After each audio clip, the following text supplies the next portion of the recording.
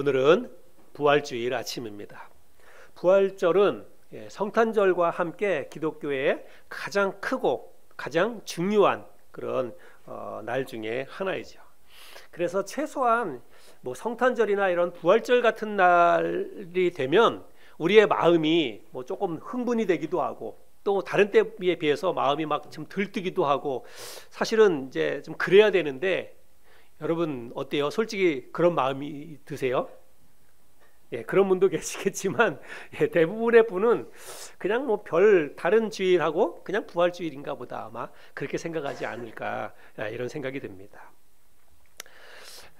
이런 게 우리의 문제가 아닌가 이런 생각도 들기도 하지만 근데 성경을 가만히 보면 그 당시에 가장 먼저 부활을 맞이했던 그런 성도들도 사실은 우리와 비슷합니다. 뭐 감격적으로 예수님의 부활에 대해서 막 감격적으로 흥분하면서 뭐 하나님 앞에 영광 돌리면서 그렇게 부활을 맞이한 것이 아닙니다. 오히려 그런 감격과 환희와 이런 것보다는 무섭고 두려운 가운데 또 불신하는 가운데 주님의 부활을 맞이하는 것을 성경을 통해서 우리가 확인해 볼 수가 있습니다. 그 당시에 처음으로 부활을 맞이했던 몇몇 사람들의 우리의 모습을 함께 좀 먼저 살펴보기를 원합니다. 오늘 읽었는데요. 본문 말씀을 다시 한번 1절부터 4절까지를 제가 한번 읽어보겠습니다.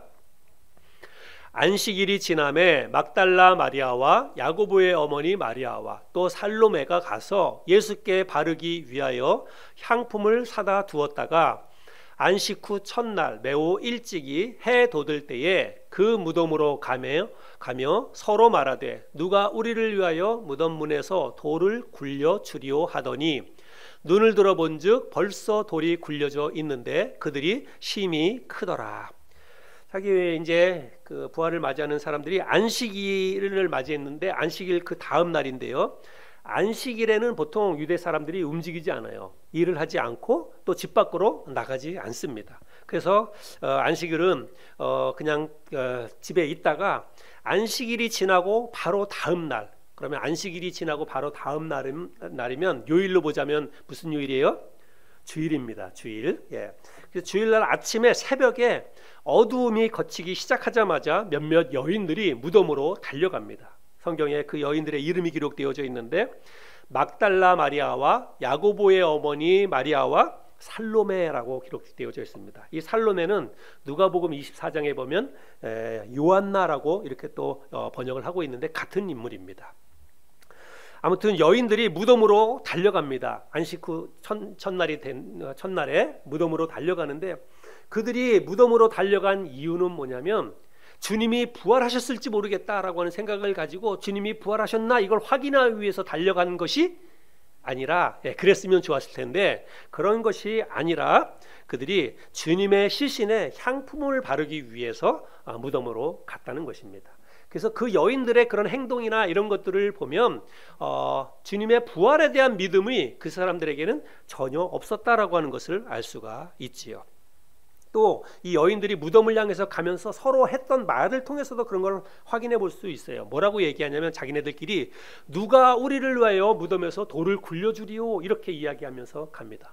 만약에 죽은 예수님이 그 안에서 부활을 진짜로 하셨다는 것을 믿었다면 그러면 뭐 돌 굴려주고 이런 거는 뭐 말도 안 하는 거죠. 돌은 이미 굴려져 있었을 테니까요. 그런데 이 여인들에게는 그런 믿음이 없었습니다. 그래서 그냥 주님 시신에 향품을 바르기 위해서 무덤으로 갔다는 것이죠. 그런데 무덤에 도착해 보니까 무덤을 가로막고 있던 큰 돌이 이미 옮겨져 있는 것입니다. 여러분 이 무덤이라고 하는 것은 예수님을 장사 지낸 그 무덤은 그 로마의 그 성전 경비병들이 삼엄하게 그 앞에서 그 경비를 쓰고 있었습니다. 보초를 쓰고 있었어요. 그런 내용이 마태복음 27장에 기록되어져 있는데 마태복음 27장 62절부터 66절까지인데요. 우리 자매님 이 말씀을 한번 읽어주시기 바랍니다. 그 이튿날은 준비일 다음 날이라 대제사장들과 바리새인들이 함께 빌라도에게 모여 이르되 주여 저 속이던 자가 살아있을 때에 말하되 내가 사흘 후에 다시 살아나리라 한 것을 우리가 기억하노니 그러므로 명령하여 그 무덤을 사흘까지 굳게 지키게 하소서. 그의 제자들이 와서 시체를 도둑질하여 가고 백성에게 말하되 그가 죽은 자 가운데서 살아났다 하면 후에 속임이 전보다 더 클까 하나이다 하니 빌라도가 이르되 너희에게 경비병이 있으니 가서 힘대로 굳게 지키라 하거늘 그들이 경비병과 함께 가서 돌을 임봉하고 무덤을 굳게 지키니라. 네. 자, 이 말씀의 내용을 아실 거예요. 그래서 예수님의 시신을 그때는 이제 동굴 같은 데다가 이렇게 시신을 안치하고 동굴 입구를 뭐 짐승이나 뭐 이런 게 해하지 못하도록 동굴 입구를 큰 돌로 이렇게 막아 놓는 거거든요. 그래서 돌을 이렇게 막아 놨습니다. 그런데 여기 이제 예수님을 죽였던 대제사장과 장로들은 뭐라고 생각하냐면 예수님이 이 땅에 살아계실 때 하셨던 말을 이 사람들이 알고 있는 거예요. 내가 죽은 다음에 3일 후에 다시 살아날 것이다. 그게 유대 사회의 소문이 다 퍼진 것입니다. 예수님 하신 말씀이. 그래서 이 말이 이제 굉장히 걸린 거예요. 이 사람들이. 그래서 빌라도를 찾아가서 혹시라도 예수님의 제자들이 뭐 예수님이 그런 말을 했어도 그럴 일은 없을 거니까 이 사람들이 생각할 때 뭐 예수가 죽었는데 어떻게 다시 살아나, 이 사람들이 그걸 믿었다는 게 아니라 혹시라도 예수 믿는 그 제자들이 몰래 시신을 훔쳐가고 예수님이 말씀하셨던 것처럼 다시 살아났다 이렇게 막 헛소문을 퍼뜨리고 나면 굉장히 이제 뭐 큰 혼란이 올 것이다 이런 생각을 한 거예요. 그래서 빌라도를 찾아가서 무덤 앞을 경비병이 지키게 해달라고 요청을 하고 빌라도가 그 요청을 받아들여서 경비병을 보냅니다. 그래서 무덤 앞에 있는 돌에다가 임봉을 했다. 임봉은 이제 그렇게 뭐 띠 같은 거를 쪄가지고 뭐 도장을 찍는 거예요. 누구든지 그거를 이제 옮기지 못하도록. 그렇게 해서 성전 경비병들이 삼엄하게 낮밤을 가리지 않고 교대 근무를 서면서 그 무덤 앞을 이제 지키고 있었다는 것입니다. 그런데 여인들이 그 무덤 앞에 가서 보니까 어떻게 되어 있는 거예요? 예, 그 무덤 앞에 있었던 돌이 옮겨져 있는 것입니다. 무덤이 훤하게 열린 거예요. 그래서 여인들이 조심스럽게 무덤 앞에 다가가서 그 안으로 이제 들어갑니다. 그리고 그 안에서 들어가서 보니까 어떤 일이 있었냐면 5절 말씀에 보면 무덤에 들어가서 흰 옷을 입은 한 청년이 우편에 앉은 것을 보고 놀라매. 무덤 안에 조심스럽게 뭐 그냥 이렇게 쭈삣쭈삣하면서 여인들이 들어갔겠죠. 들어가서 보니까 흰 옷을 입은 한 청년이 앉아 있는 것입니다. 예수님은 아니에요. 예, 흰 옷을 입은 청년이 앉아 있는데 이건 누구냐면 천사입니다. 하나님이 보내신 천사예요. 우리는 뭐 천사하면 뭐 이렇게 날개 달리는 어린 아이 이런 거 생각하는데 천사 아니에요. 그런 거 아니고 성경에서 말하는 천사는 다 사람입니다. 하나님이 보내신 그런 특별한 그런 사람입니다. 그래서 하나님께서 보낸 이 천사가 흰 옷을 입고 앉아 있는 거예요. 여러분 한번 상상해 보세요. 아직까지는 동이 트지도 않았어요. 아주 그냥 주변은 아주 캄캄합니다. 새벽 아직 동이 트기 전인데 무덤에 그 컴컴한 그 무덤 속에 들어갔더니 하얀 옷을 입은 청년이 가만히 앉아 있는 거예요. 여러분 어떻게 했어요? 뭐 섬뜩하겠죠. 예, 섬뜩하고 놀라고 무섭고 두렵고 아마 그랬을 것입니다. 여인들이 뭐 얼마나 놀랐겠어요. 그래서 서로 부둥켜 안고 그냥 벌벌 떨면서 이제 두려운 가운데 있습니다. 그럴 때 그 천사가 여인에게 아주 놀라운 말을 합니다. 뭐라고 얘기하냐면 6절에 청년이 이르되 놀라지 말라. 너희가 십자가에 못 박히신 나사렛 예수를 찾는구나. 그가 살아나셨고 여기 계시지 아니하니라. 보라 그를 두었던 곳이니라. 그래서 예수님이 다시 살아나셨다는 거예요. 너희들이 예수님을 찾아왔는데 예수님이 살아나셨다. 그리고 지금 여기 안 계신다. 여기 누워있던 여기 이 자리를 봐라. 여기 누워있던 자리는 있지만 예수님은 여기 안 계신다. 이렇게 이야기를 하는 것입니다. 여러분 엊그제 죽으셨어요. 엊그제 죽으셨던 그 예수님이 다시 살아나셨다고 그 천사가 이야기를 합니다. 분명히 이 여인들이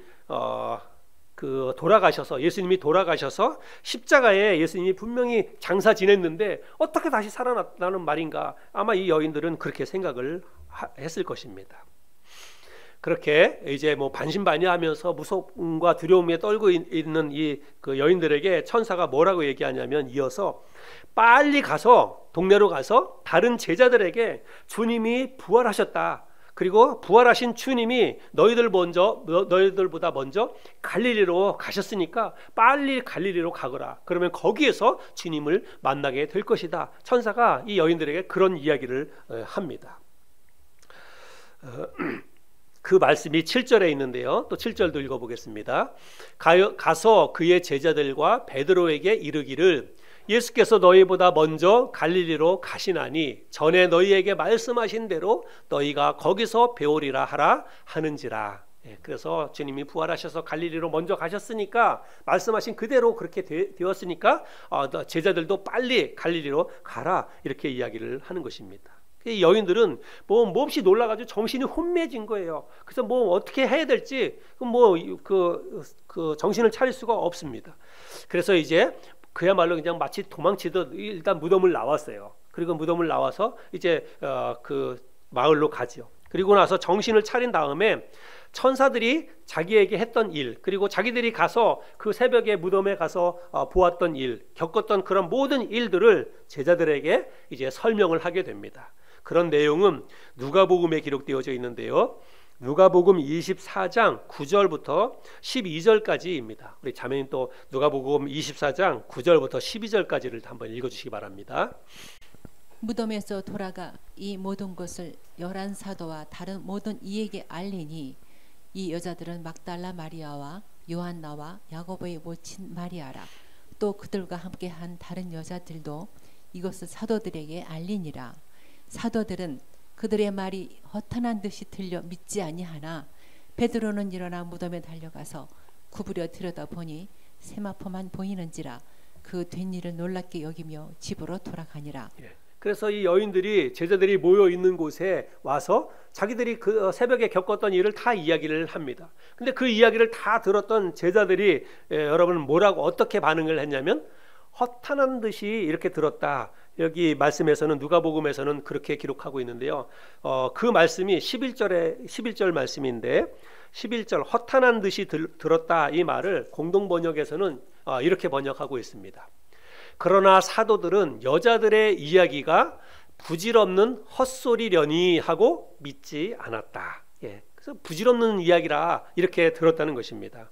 또 새번역 성경에서는 이 본문 말씀을 또 이렇게 번역합니다. 그러나 사도들에게는 이 말이 어처구니 없는 말로 들렸으므로 그들은 여자들의 말을 믿지 않았다. 여러분 이 당시에 처음으로 부활을 맞이했던 부활을 목도했던 사람들의 반응입니다. 여인들도 그랬고 제자들도 그랬고 한결같이 예수님이 부활하셨다 천사가 이야기를 했는데도 불구하고 이 사람들은 믿지 않았습니다. 여러분 장사 지내고 그 무덤에 안치했던 그 예수님이 없어졌어요. 예수님이. 그리고 천사가 나타나서 예수님이 부활하셔서 갈릴리로 갔다 분명히 그렇게 이야기를 하는데도 불구하고 아무도 그 사실을 믿지 않았다고 하는 것입니다. 한편으로는 이 여인들이나 이 제자들의 이런 모습이 한편으로는 또 이해가 되기도 합니다. 여러분 얼마나 무섭고 얼마나 놀랐겠습니까? 죽은 예수님이 다시 살아나셨다니. 여러분 제자들도 그렇고 이 여인들도 그렇고 예수님이 어떤 고난을 받으시고 또 어떻게 십자가에 달려 돌아가셨는지 다 알잖아요. 그죠? 예수님이 십자가에 달려 돌아가시기 전에 그야말로 온몸이 만신창이가 됐습니다. 그 채찍으로 맞고 사람들에게 맞고 그리고 골고다 언덕으로 끌려 올라가면서 여러분 얼마나 많은 그 순환을 당하셨습니까? 그리고 결국 십자가 위에 못이 박히고 양손에 또 양발에 못이 박혀서 십자가 위에 달려 돌아가시면서 경비병이 예수님의 허리에 창을 찔러서 여러분 모든 물과 피가 다 쏟아졌어요. 그렇게 처참하게 예수님이 그 십자가에서 돌아가신 것을 제자들도 그렇고 여인들도 다 보고 다 알고 있는 사실입니다. 그렇게 처참하게 죽으신 그 예수님이 다시 살아나셨다니, 그리고 다시 살아난 몸을 가지고 갈릴리로 가셨다고 이야기하는데 여러분 이거를 믿는 게 여러분 정말 얼마나 힘들고 어려운 일이겠어요. 그러니까 예수님의 이 제자들이나 또 이 당시에 있었던 여인들이 이런 반응을 보이는 것은 한편으로는 또 이해가 간다, 이런 생각이 듭니다. 아마 우리들도 그 자리에 있었으면 여러분 누가 그 사실을 곧이곧대로 믿을 수가 있겠습니까? 그러나 또 다른 한편으로는 이 제자들의 이런 모습이 많은 아쉬움이 남습니다. 왜 그런가 하면 예수님의 제자들과 그날 새벽에 무덤가에 갔었던 이 여인들도 여러분 굉장히 믿음이 좋은 사람들이었고, 예수님이 생전에 계실 때 정말 지극정성으로 예수님을 따라다니면서 예수님을 잘 섬겼던 그런 믿음의 사람들 아닙니까? 그 사람들은 이 땅에 그 예수님이 3년 그 반 공생의 사역을 하시는 동안에 늘 함께 다니면서 예수님의 말씀을 들었고, 예수님이 행하시는 수많은 이적 기사를 다 눈으로 보았던 그런 사람들입니다. 그런 사람들인데, 예수님께서 십자가에 달려 돌아가시기 전에 오늘 우리가 주의 만찬을 나눴지만, 마지막 만찬을 나누는 자리에서 예수님이 내가 이제 곧 내가 나를 그 잡으러 오는 사람들에 의해서 내가 잡혀가서 내가 죽을 것이다. 그러나 걱정하지 마라. 죽은 지 내가 3일 만에 다시 살아날 것이다. 주님이 그런 말씀을 하셨어요. 언제요? 바로 엊그제 주님이 그런 말씀을 하셨다는 거예요. 최후의 만찬을 나누는 자리에. 물론 그 앞전에도 예수님께서 몇 차례 예수님께서 내가 죽을 것이다. 그러나 사흘 만에 다시 살아날 것이다. 이런 말씀을 몇 차례 더 하셨습니다. 그런데도 불구하고 예수님의 제자들이 하나도 그 말씀을 기억하지 못했다는 것입니다. 예수님이 그런 말씀 하신 거를 한번 좀 찾아볼까요? 마태복음 26장 31절 32절인데요. 제가 공동번역 성경으로 한번 읽어보겠습니다. 그때에 예수께서, 그때는 그 최후의 만찬을 하는 그 자리입니다. 그 시간입니다. 그때에 예수께서 제자들에게 내가 칼을 들어 목자를 치리니 양떼가 흩어지리라고 기록되어 있는 대로 오늘 밤 너희는 다 나를 버릴 것이다. 그러나 나는 다시 살아난 후에 너희보다 먼저 갈릴리로 갈 것이다 하고 말씀하셨다. 주님께서 나는 다시 살아날 것이다. 그리고 너희보다 먼저 갈릴리로 갈 것이다. 이런 말씀을 하셨습니다. 불과 이틀 전에 그런 말씀을 제자들에게 하셨다는 거예요. 그런데 주님께서 최후의 만찬 자리에서 이런 말씀을 하실 때요, 그 자리에 있었던 제자들 가운데 어떤 단 한 사람도 주님 그게 무슨 말씀입니까? 주님이 죽는다고 말씀하셨는데 주님이 죽는다니요. 그리고 주님이 죽은 다음에 또 다시 살아난다니요. 그게 무슨 말씀입니까? 이해가 되지 않습니다. 그 말씀을 설명해 주세요. 이렇게 물었던 사람이 한 사람도 없어요. 여러분, 우리 사람의 인생에서 가장 중요한, 나 한 사람의 인생에서 가장 중요한 사건을 꼽으라고 한다면 첫 번째는 출생일 것이고, 출생이 있어야 내가 존재하는 것이니까, 그 다음에 또 하나 중요한 거는 사람은 죽음이에요. 죽음. 그러면 이게 우리 한 사람의 인생에서 가장 중요한 그런 특별한 사건이라고 볼 수 있지 않겠습니까? 그런데 지금 예수님은 당신의 죽음을 이야기하고 있어요. 내가 이제 곧 죽을 것이다 라고 이야기하고 있습니다. 그런데도 불구하고 그것에 대해서 한 사람도 예수님께 질문을 하는 사람이 그 당시에 없었다는 것입니다. 그건 뭐냐면, 예수님이 그렇게 심각한 말씀을 하시는데도 불구하고 사람들이 다 흘려들은 거예요. 흘려들었어요. 예수님의 말씀을 심각하게 생각하지 않고 다 흘려들었다는 것입니다. 그리고 주님이 뭐라고 말씀하시냐면, 오늘 밤에 너희가 다 나를 버리리라 이렇게 말씀하셨잖아요. 근데 실제로 그날 밤에 예수님의 제자들이 다 어떻게 했어요? 주님을 버리고 다 뿔뿔이 도망갔잖아요. 베드로는 예수님을 3번이나 모른다라고 부인했고, 베드로뿐만이 아니라 충성을 맹세했던, 나는 절대로 버리지 않겠습니다라고 베드로만 얘기한 게 아니라 다른 제자들도 다 그렇게 했어요. 그래서 나는 절대로 주님을 버리지 않겠습니다라고 이야기했지만, 그날 밤에 베드로도 그렇고 제자들도 다 뿔뿔이 예수님을 부인하고 다 그 현장을 떠났습니다. 그러면 여러분, 이 말씀이 오늘 밤에 너희가 다 나를 버리리라 하는 말씀이 여러분 생각이 나야 돼요? 안 나야 돼요? 나야 되는 거예요. 자기들이 버리고 떠났으니까 실제로 떠나면서, 야, 진짜 주님 말씀하신 것처럼 우리가 주님을 이렇게 버리고 갔구나, 나도 주님을 버리고 떠났구나 하면서 자책을 하거나 뭐 이런 생각이 들기도 하고 그래야 되는 거예요. 그리고 그 말씀만이 아니라 오늘 밤에 너희가 다 나를 버리리라 주님이 말씀하신 다음에 무슨 말씀을 하시냐면, 내가 다시 살아난 후에 갈릴리로, 너희보다 갈릴리로 갈 것이다 이렇게 말씀을 하셨어요. 그러면 양심의 가책을 받고 그냥 뿔뿔이 흩어져서 주님을 버리고 그렇게 그냥 가면서, 주님이 오늘 밤에 다 나를 버리리라 라고 말씀하셨는데, 진짜 나도 별 수 없는 인간이구나, 나도 주님을 버리고 떠났구나, 그렇게 하면서 그 말씀만 생각하면 되는 게 아니라 내가 다시 살아나리라, 그리고 너희보다 먼저 갈릴리로 가리라라고 하는 그 말씀도 그 제자들이 생각을 했어야 한다는 것입니다. 그러나 그들 가운데 아무도, 어느 누구도 그런 생각을 하지 않았다는 것입니다.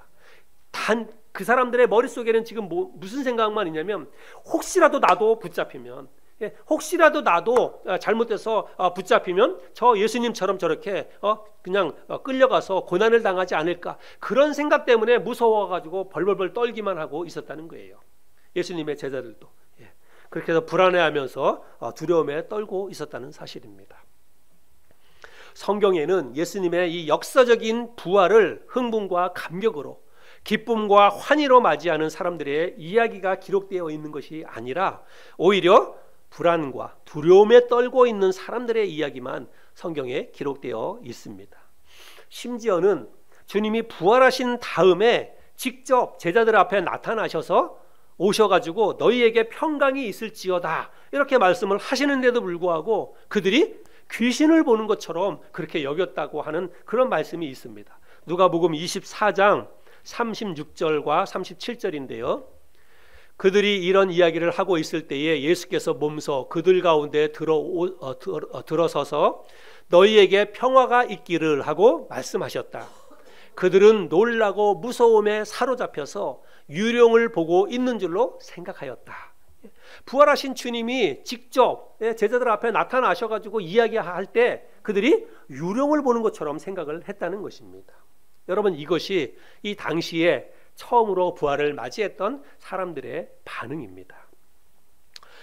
오늘 우리가 이 말씀을 살펴보면서 오늘날 예수님의 부활을 맞이하는 우리들의 모습은 과연 어떠한가, 우리들의 마음은 과연 어떠한가 라고 하는 것들을 함께 좀 생각해 보기를 원합니다. 예수님의 부활을 흥분과 감격으로, 기쁨과 환희로 우리가 부활을 맞이했으면 좋겠지만, 솔직히 우리의 마음이 오늘 부활주일 아침을 맞이해서 교회에 나오면서, 그리고 이 자리에서 부활주일 우리가 감사 예배를 드리면서 우리의 마음속에 주님이 다시 살아나셨구나, 죽은 지 3일 만에 사망의 권세를 깨치고 주님이 다시 살아나셨다, 하나님 앞에 영광을 돌리면서 막 우리가 기뻐하고 환희에 차가지고, 야 진짜 우리의 주님이 다시 살아나셨다니, 우리의 마음이 막 그렇게 흥분이 되고 기쁘고 감격이 넘치고 그런가요? 안 그렇잖아요. 그렇죠? 우리의 마음이 그저 그냥 무덤덤합니다. 그 당시에 여인들과 제자들은 두려움과 의심으로 부활을 맞이했습니다. 물론 우리는 그렇게 이 당시에 있었던 제자들이나 여인들처럼 뭐 불안한 마음이라든지 혹은 뭐 어떤 두려운 마음이라든지 우리가 그런 마음으로 부활절을 맞이하지는 않습니다. 그러나 우리의 마음속에 별 감동이 없다는 거예요. 별 감정 없이 우리가 그냥 무덤덤하게 이 부활주의를 맞이하고 있다는 사실입니다. 근데 공통점이 있어요. 그 당시에 제자들이나 오늘날 우리들과 이 부활을 맞이하는 그 마음의 자세에 공통점이 있습니다. 그 당시에 주님의 제자들과 여인들이 주님의 부활을 기쁘게 또 환희로 맞이하지 못하는 이유가 뭐냐면 그들이 주님이 하신 말씀을 기억하지 못했기 때문입니다. 주님이 생전에 하셨던 그 말씀을 그들이 생각하지 않았기 때문에 그래요. 만약에 주님이 생전에 내가 이제 곧 죽을 것이다, 그러나 걱정하지 말아라, 내가 다시 살아날 것이다, 다시 3일 만에 살아나셔 너희들보다 먼저 갈릴리로 갈 것이다 라고 하는 그 주님의 말씀을 제자들이요 마음에 딱 유념하고 그 말씀을 기억하고 그 말씀을 붙잡고 있었다면, 여러분 그러면 어떻게 했을까요? 진짜로 그 주님의 말씀을 철석같이 믿고 잊어버리지 않고 그 말씀을 붙잡고 있었다면, 주님이 십자가에 달려서 죽으시는 그 순간부터, 주님이 십자가에 달려 죽으신 그날부터 아마 이 제자들은 뜬 눈으로 3일을 기다렸을 것입니다. 왜요? 왜 안 그랬겠어요? 그죠? 진짜 그 말씀을 철석같이 믿고 마음에 담고 있었다면 여러분 3일을 그들이 어떻게 잠을 잘 수 있겠어요? 주님이 분명히 저렇게 처참하게 죽으셨는데 주님이 다시 살아나신다고 말씀하셨으니까 살아나실 거야, 그런 마음을 가지고 여러분 뜬 눈으로 3일을 안 기다리겠어요? 당연히 3일을 기다리지요. 그래서 3일째 되는 날 그 아침 새벽에 시신의 향품을 바르기 위해서 그 무덤으로 달려가는 것이 아니라 주님이 진짜로 부활하셨나 안 하셨나 그걸 확인하기 위해서 무덤으로 모든 제자들이 달려갔을 것입니다. 그게 정상적인 반응이잖아요. 근데 제자들이 그렇게 하지 않았던 이유는 뭐냐면 주님이 생전에 내가 다시 살아날 것이다 라고 말씀하셨던 그 말씀을 제자들이 잊어버렸다는 것입니다. 그 말씀을 흘려버리고 아무 생각 없이 그 말씀을 하나도 기억하지 못했다는 사실입니다.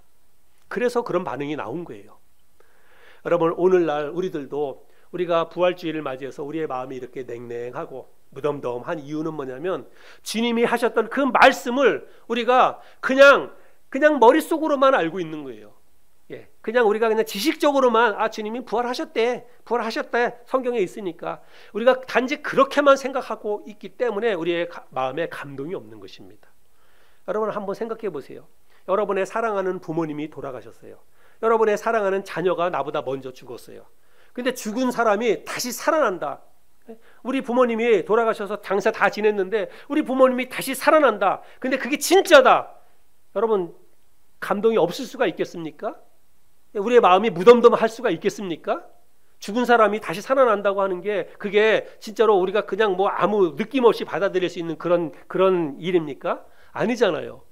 저도 지금도 그냥 마지막 저희 어머니 돌아가셨던 그 장면, 그 장면이 잊을 수가 없어요. 제가 병원에 가서 코로나 때였는데 아무도 면회도 못 가고 그런 상황에서 저희 어머니가 혼자 쓸쓸히 그 병실에서 그 중환자실에서 그렇게 이제 마지막 돌아가셨습니다. 그 모습을 제가 기억하는데 너무 안타깝고 너무 죄송한 마음도 있고 그래요. 근데 그 어머님이 다시 살아나셨다. 지금 다시 살아나셨다. 빨리 오라고, 빨리 와서 봐라. 여러분, 제가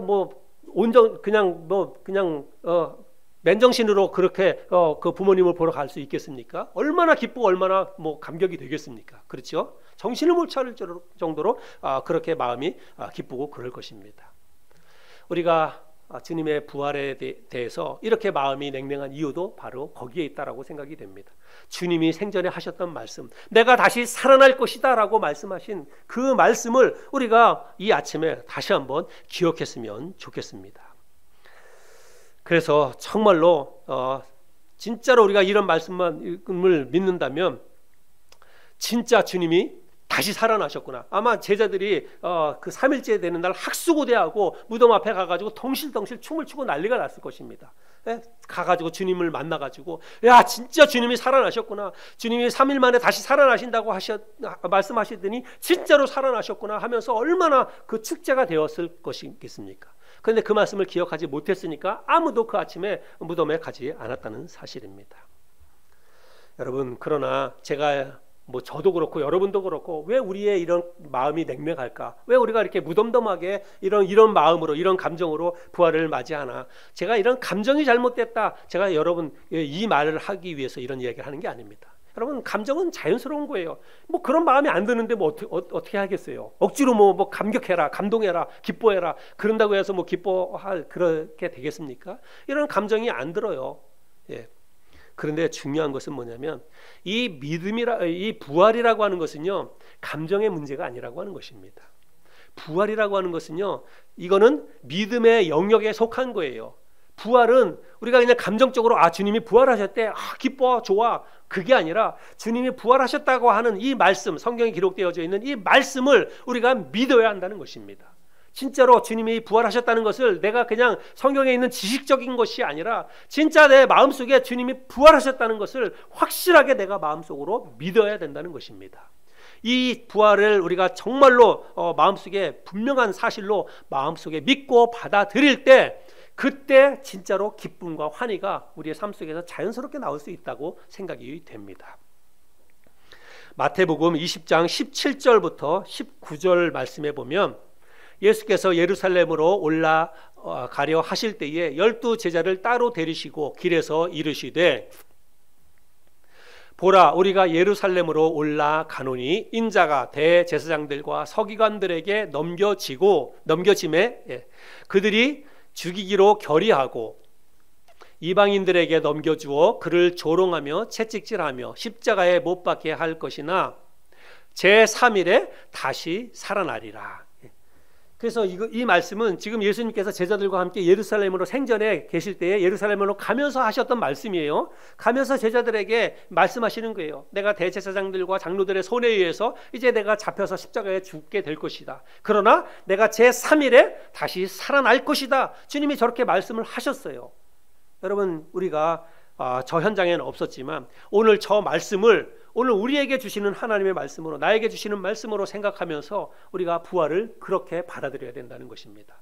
주님께서 죽으셨지만 제3일에 주님께서 죽음의 권세를 깨치시고 다시 살아나셨습니다. 여러분, 이 말씀을 확실히 믿으시기 바랍니다. 우리의 상식으로나 지식으로나 혹은 우리의 어떤 경험이나 아니면 이 세상의 어떤 이성과 논리로는요, 부활을 믿을 수 없어요. 여러분, 세상 사람들이 안 믿는 이유가 그거예요. 과학적으로 또 어떤 논리적으로 여러분, 부활은 믿을 수 없습니다. 부활은 믿음의 영역에 속한 거예요. 주님께서 말씀하셨고 하나님 당신의 말씀을 성경에 기록되어져 있는 이 하나님의 말씀을 우리가 있는 그대로 마음속에 믿고 받아들여야 된다는 것입니다. 그럴 때 이 부활이 우리에게 능력으로 우리의 삶 가운데 역사하게 되리라고 믿습니다. 여러분, 실제로 안 믿는 사람들이나 또 어설프게 믿는 사람들은 부활에 관해서 뭘 요구하냐면 증거를 자꾸 얘기해요. 사람이 죽었다 다시 살아났으면 증거가 있을 거 아니냐라고 하면서 예수님의 부활에 관해서 어떤 쪽에 관심을 갖냐면 고고학적으로 예수님이 누우셨던 그 무덤을 확인한다든지 부활의 증거가 무엇일까, 이런 것을 찾는데 사람들이 관심을 많이 갖습니다. 그런데 실제로 주님이 부활하신 것을 확인하려면 가장 좋은 증거는 뭐냐면 장사 지냈던 그 무덤을 확인하는 게 가장 좋은 그런 증거의 방법이죠. 근데 여러분 잘 보세요. 오늘 우리가 읽었던 이 말씀에 보면 주님이 부활하신 다음에 내가 부활했다라고 하는 것을 제자들에게 이제 가르쳐 줘야 되는데, 주님께서 내가 부활했으니까 부활을 확인할 수 있는 가장 좋은 장소는 어디냐면 자기가 누웠던 그 무덤이에요. 그렇죠? 그 무덤입니다. 그런데 예수님께서는 제자들을 어디로 가라고 이야기합니까? 갈릴리로 가라고 이야기합니다. 내가 부활했으니까 이 무덤에 와서 내가 부활한 것을 확인해라. 주님께서 그렇게 말씀하지 않고 내가 먼저 너희들보다 갈릴리로 갈 테니까 너희들도 갈릴리로 와라. 그러면 거기서 나를 만날 것이다. 주님이 그렇게 말씀하셨다는 것입니다. 주님의 관심사는요, 부활에 대한 증거, 여러분 부활에 대한 사실, 그것이 관심사가 아니에요. 내가 부활했으니까, 부활했는데 다른 증거가 뭐가 필요합니까? 그렇죠? 나를 보여주면 되는 건데.